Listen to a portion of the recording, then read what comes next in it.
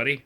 So as you can see back here, I got a lot of stuff to take care of. Don't disregard the smoke back there. That was from the tractors that I backed out of here. But I got a ton of stuff here that I need to clean up, especially that right back there, which is a lot of. Hey, look, there's a spot welder too. So there's all sorts of toys here hidden in the long workshop. And so yeah, so we're gonna try to get this. I don't know how many maybe at least one of my sons is gonna help me out today, and we're gonna get this thing squared away. At least I hope most of it squared away, because winter's coming and it's gonna be snowy, and the last thing I want to do is deal with a whole bunch of this junk here that's in the way over here, and all this junk along here. In a perfect world, I'd love to be able to get my be able to get my wagon in, but you know, that's kind of, if I can get it in, great. If I can't, it's just the way it is. So yeah, there's just tons of junk here, just everything you got. I got toolboxes laying behind, you know, trunk lids, and I've got. I wish I had cabinets for this instead of just a couple of shelves up there. I may do something about that. And yeah, I've got just old breakfast served all day, right? So breakfast served all day. Yeah, there you go. All sorts of fun stuff back here. And this is my little toy that I never get to drive because I'm always busy doing other things. And all the tool support and parts that are up in here. I got a 6-cylinder head I'd love to put in here instead of the 4. And I've got, you can see there's the lower end of that 6-cylinder M20 engine. So yeah, so it's going to be fun, going to be interesting. I got this bad boy here, which I'm going to look at putting in the corner, way in the corner there, where there's actually a furnace sitting in the back there, as you can see. It's a propane powered furnace. I don't know, might debate hooking that up instead of the wood stove, but you know, this there's room for improvement back here, that's for sure. And of course, you know, we did manage to get the wife's vehicle wedged in that garage bay, which I built for her a couple years ago. So yeah, let's get going, see if we can get this thing cleaned up. Something to do on a rainy December day. Yes, and there is, as you can see. I'm gonna see. I don't know if I can. Oh, you can't zoom in or out. Okay. Well, there's the RV back in its little spot back there. So, anyways, we'll see. I won't bore you with a full-length cleanup video. We'll just see if we can get this going. All right. Well, we're making some headway here today. There we go. Okay, doesn't look much better, but you know, it does. So you got some stuff here, cleaning up a wall, cleaning up this side. I still have this mess of a table to sort through, but underneath it's empty. And we've got stuff here we've been sorting through, so it's been going pretty good here. So here we go. We got this area here. It's been cleaned out. Still got my wood stove that hasn't quite been moved yet, but that's okay. But yeah, so the next thing is we're going to try to get this this area sorted out and cleaned up so we can get around here and get some access. So it's moving along, yeah, I got my chin diaper because it's cold outside. I got my chin diaper because I have my beard. I got my chin diaper on, so it feels good. Getting used to it, which is kind of sad. But in any case, that's the way it is. We've got our little heat lamps on back there. Got another one over there, just to kind of take the edge off. It's in the low 30s tonight, and just going to keep plugging along. We're going to take a break for some friends of mine who are streaming video tonight and doing some community chat. So I'm going to go there and talk to you guys later.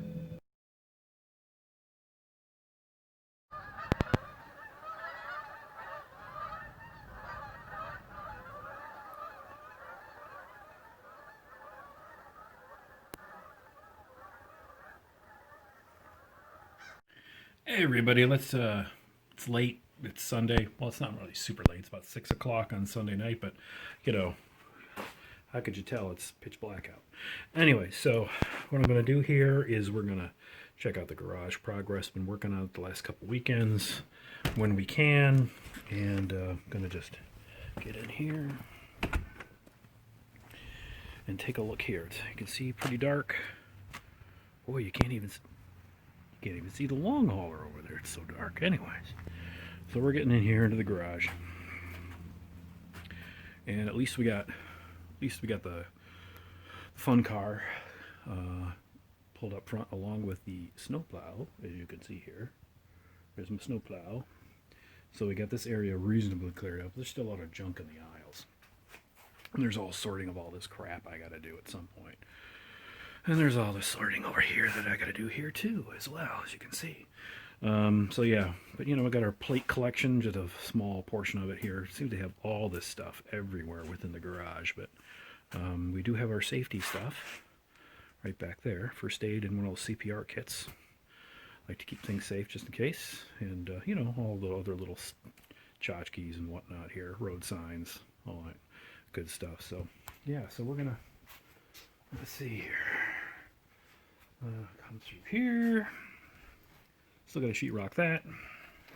It's hard when you don't have a pickup truck, I got to tell you. I've got only the wagon with the roof rack. And anytime I might rig something up where I can drop like sheet goods on it, like sheetrock or plywood, and just have like a rack, like a real rack that I can put stuff in and just put a lock strip over the top and not feel like I've, you know, got something flopping around on top of the car. One of the future projects, fixing that Dometic. That's one of them. You can see here I've got parts galore all over the back here. I only got this one light working right now. I have the other lights working, but I'm not going to try to reach over and turn on the light switch. Although, it might be possible to do so with maybe this little stick. Look at a little stick here. I'm going to do this with a stick. I got all my car parts, and I've got like, it's sad because I've got like 5 of these carpets, and each of them are from the same model BMW that just, well, it just didn't make it. They were all either had the cancer, they either had rust or cancer. Here we go, we're going to do that with the light switch. See that? It'd be a little creative. There we go. Yeah, put that right back up there for later to turn it off. But yeah, I've got like multiple carpets. I got a carpet over there. I've got like 3 or 4 sitting on top of here. There's one in the trunk. And like I said, each one of those represents a dead E21 that went to the scrapyard. So yeah, we've been doing a little work here. Ooh, boy, like a teenager all over again.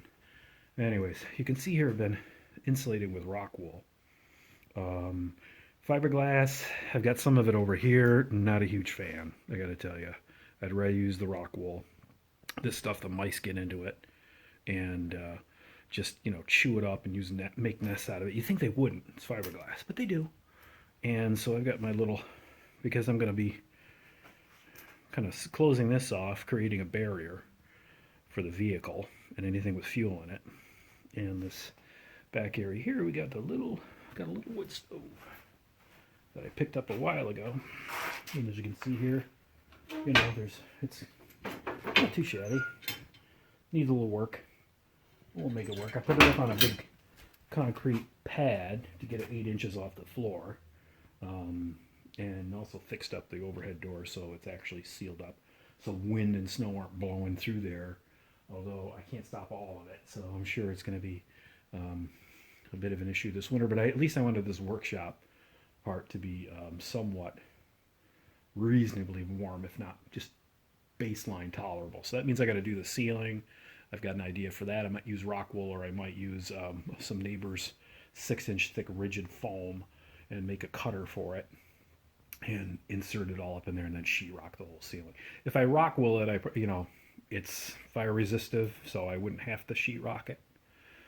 So I'm debating what I'm going to do there, because if I do that, I can leave it for a while as long as it isn't falling down, and then I might put furring strips up and then put sheetrock at a later date. But anyway, so yeah, I've got my sorting cut out for me, although I've reduced some inventory.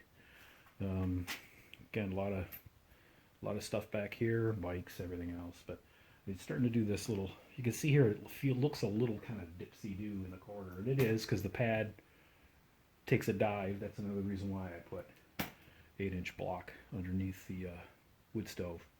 I got plenty of wood, trust me. There's been oak trees, ash trees, all sorts of stuff that we've got here. So I got my engine block, my I don't know if you can see it, 2.7 liter. Take a look at it here. 2.7 liter BMW. So that's my bigger block, 6-cylinder, as opposed to my little block, 2 liters right there. Just not moving too much out of inertia. But in any case, I got all this stuff I got to sort through. Got to make an eBay shelf or two because I'm getting rid of a lot of parts that I just don't need, because this is just about ready to go, except for some odds and ends. Get her back on the road. Probably not going to happen this winter, during the winter, but you know, not going to drive that thing in December. Rear-wheel drive and got a lot of horsepower, so no limited slip on this particular one, and traction control, not so much. So going to be doing a lot of work on that coming up. So that's my progress so far on the garage cleanup. A little break from the RV stuff, but you know, setting the place up. I do appreciate camping with the Campbells, because holy cow, I cannot imagine if I had to move, which we're eventually going to move. That's the plan. But to get rid of all, like, I don't even have like a tenth of the stuff that they had. And they had to sell a house, and they had to sell all, you know, you had a mechanic shop, basically. A lot of stuff going on there. And I can just not imagine. At some point I would just be like, okay, dumpster, because you just can't deal with all the stuff. So yeah. Anyway, so shout out to Camping with the Campbells, and we'll all see each other soon. Take care.